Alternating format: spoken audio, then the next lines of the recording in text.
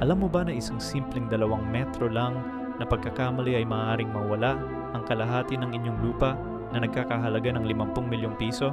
Ito ang nangyari sa pamilyang Isidra laban kay Leonardo sa Supreme Court. Ang pamilyang Isidra ay nakatira sa kanilang lupain ng mahigit 20 taon. Pero nang magkaroon ng survey, nalaman nilang may mali sa orihinal na pagsukat noong una. 2 metro lang ang pagkakaiba, pero sapat na para mawala ang kalahati ng kanilang lupain. Sa korte nagsabi ang pamilya, dito kami lumaki, dito kami nakatira. Pero ang Supreme Court ay nakinig sa technical measurements, hindi sa mga kwento ng pamilya.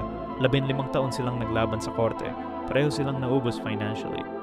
Ang lesson dito, sa batas, mas mahalaga ang nakasulat sa survey kaysa sa lagi naming tirahan ito. Kaya bago kayo bumili ng lupa, siguruhing tama ang survey. Kasi ang karamihan sa mga Pilipino ay nakaupo sa legal time bomb at hindi nila alam.